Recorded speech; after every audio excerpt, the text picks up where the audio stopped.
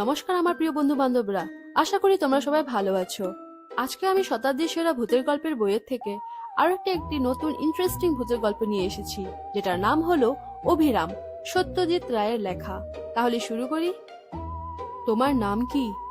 অভিরাম সাউ বাবু। তোমার বাড়ি কোথায়? উলয়পুরে গায়ে বাবু, উড়িষ্যা। বাড়িতে আছে কে? আমার দাদা আছে, বৌদি আছে, দুই ভাইপো আছে। তোমার বাড়ি যেতে হয় না? কালে ভদ্রে বাবু, আমি তো সংসার করিনি, ধান জমি আছে কিছু, দাদাই দেখে। তুমি বাড়ি গেলে বদলি দিয়ে যাবে তো? নিশ্চয়ই, তবে সে দরকার আমার হবে না বাবু, হলে বদলি দিয়ে যাব নিশ্চয়। বদলির কথা কেন উঠলো সেটা বলছি তোমায়। আমার সন্ধেবেলা একা থাকতে ভয় হয়, আমার ভূতের ভয় আছে। আমি রান্নার লোক যাকে পেয়েছি সে ঠিকই সন্ধেবেলা রেঁধে দিয়ে চলে যাবে, তখন আমার কাছে আরেকজন লোক থাকা চাই। সেই নিয়ে আপনি চিন্তা করবেন না বাবু, ও হয়ে যাবে। আমার নিজের মনে কোনো ভূতের ভয় নেই। ঠিক আছে অবিরাম। লোকটিকে বেশ ভালোই লাগলো শঙ্করবাবুর। 40-এর কাছাকাছি বয়স, বেশ হাসি খুশি, চালাক চতুর চেহারা। স্টেট ব্যাংকের কর্মচারী শঙ্করবাবু। এই 7 দিন হলো বদলি হয়ে পশ্চিম বাংলা আর উড়িষ্যার বর্ডারে এই ছোট্ট শহর কাঞ্চনতলায় এসেছেন। নিজে একা মানুষ, দুখানা ঘর সমেত একতলা একটি ছোট্ট বাড়ি পেয়েছেন, তাতে তার চলে যাবে। তবে বাড়ির পরিবেশ নিরিবিলি, তাই একজন চাকর সবসময় থাকা দরকার। শঙ্করবাবুর ভূতের ভয়টা একটা খাঁটি ভয়। অনেক বছর ধরে অনেক চেষ্টা করেও সেটা কাটিয়ে উঠতে পারেননি। অভিরামকে শঙ্করবাবুর দিনে দিনে বেশি ভালো লাগতে লাগলো। এমনি কাজ তো ভালো করেই, খাটতেও পারে। আর সন্ধেবেলা সে সত্যি করে শঙ্করবাবুকে সঙ্গ দেয়। আরেকটা জিনিস শঙ্করবাবুকে অবাক করে, সেটা হলো অভিরামের গল্পের স্টক। সে বলে যেসব গল্প সে ছেলেবেলায় তার দিদিমার মুখে শুনেছে, উড়িষ্যার অফুরন্ত রূপকথা আর উপকথা। অভিরাম ভূতের গল্প বলার মন্ত্রণাও শঙ্করবাবুকে দিয়েছে, কিন্তু শঙ্করবাবু তাতে আমল দেননি।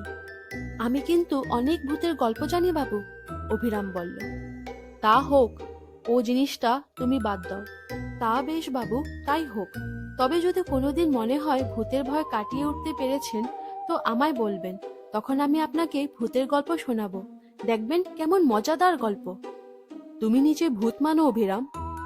আমার আর মানা না মানায় কি আছে বাবু, ভূত থাকলে আছে, না থাকলে নেই, ব্যাস, ফুরিয়ে গেল। তবে হ্যাঁ, ভূত মানে যে খারাপ লোক হবে এটা আমি মানি না। ভালো ভূত হলে খ্যাতি কি। কথা আর বেশি আগালো না। এই ঘটনার 3 মাস পরে এক বর্ষাকালের সকালে অভিরাম শঙ্করবাবুর কাছে এসে বলল, বাবু, দাদার কাছ থেকে চিঠি পেয়েছি। বেশি বর্ষা হওয়ার ফলে আমাদের ফসলের খুব ক্ষতি হয়েছে। দাদা একা সামলাতে পারছে না, আমাকে 3-4 দিনের জন্য যেতে দিতে পারবেন বাবু? শঙ্করবাবু এই অবস্থায় না করতে পারলেন না। কিন্তু তুমি যে যাবে, লোক দিয়ে যাবে তো? নিশ্চয়, খুব ভালো লোক দেব, তবে সে বোধহয় আমার মতো কথা বলতে পারবে না। তা হোক, সন্ধেবেলাটা আমাকে একটু সঙ্গ দিতে পারলেই হলো। তা খুব পারবে, আপনি যতক্ষণ না শুতে যাবেন ততক্ষণও আপনার কাছে থাকবে। অভিরাম চলে গেল। 3 দিন পরে শঙ্করবাবু এক পোস্ট কার্ড পেলেন তার ভৃত্যের কাছ থেকে। খবর ভালো নয়, আরো 3 দিন লাগবে সামাল দিতে, তারপর অভিরাম ফিরবে। শঙ্করবাবু কি আর করেন। এদিকে বদলি চাকরটিকে তার বিশেষ পছন্দ নয়, মুখটা যেন বড় বেশি গোমরা, যদিও কাজ করে ভালোই। পরদিন সকালে রেডিওতে খবর শুনে স্তম্ভিত।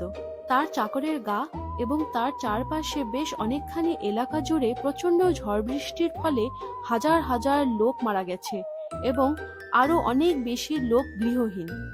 শঙ্করবাবু মাথায় হাত দিয়ে বসে পড়লেন। এই অবস্থায় কি করা উচিত তা তিনি স্থির করতে পারলেন না। চিঠি লিখে লাভ নেই, অভিরামও যে লিখবে এমন কোনো ভরসা নেই। অভিরামের বদলি নিতাইও এ ব্যাপারে কিছু সাহায্য করতে পারল না। রাত 10টা পর্যন্ত বাবুকে সঙ্গ দিয়ে নিতাই উঠে পড়ল। শঙ্করবাবু একা তার শোবার ঘরে প্রবেশ করলেন। বিছানায় শুয়ে বুঝলেন যে তার ঘুম আসার সম্ভাবনা কম। অভিরামের অভাব তিনি তীব্রভাবে অনুভব করছেন। ক্রমে রাত নিঝুম হয়ে এলো। একটানা ঝিঝির ডেকে চলেছে। এবার তার সঙ্গে শেয়ালের ডাক যোগ হলো। ক্যা হুয়া, ক্যা হুয়া, ক্যা হুয়া, হুয়া আবার ক্যা?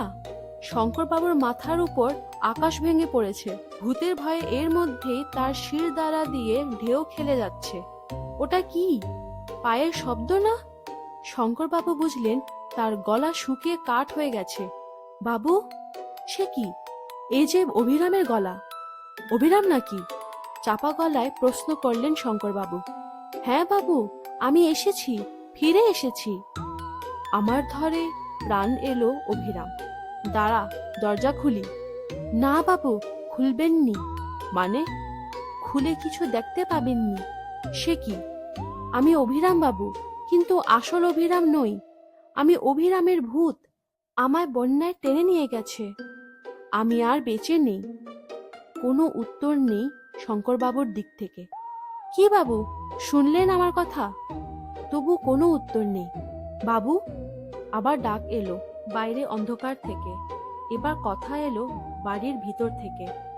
তোকে কিভাবে দেখতে পাবো? শুধু একটা ব্যাপার হলে পাবেন। কি? আপনিও যদি ভূত হন। তা সে আর তোকে বলছি কি। তুই ভূত হয়েছিস শুনেই তো আমার আত্মারাম খাঁচা ছাড়া হয়ে গেছে। আমার দেহ ওই পড়ে আছে খাটের উপর, দৃষ্টি ঘরের ছাতের উপর, দেহে প্রাণ নেই। তবে চলুন, আসুন বাবু। এই এলুম বলে। আমাকে গল্প শোনাতে পারবি, ভূতের গল্প?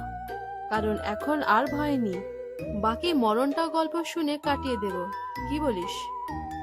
যা বলেছেন বাবু, যা বলেছেন। আশা করি আপনাদের এই গল্পটি ভালো লেগেছে। যদি ভালো লেগে থাকে তাহলে এই ভিডিওটাকে লাইক করুন, নিজের বন্ধু বান্ধবদের সাথে শেয়ার করুন, আর আমার চ্যানেলকে সাবস্ক্রাইব করুন। আমি আবার চলে আসবো আরো একটি নতুন ভূতের গল্প নিয়ে। নমস্কার।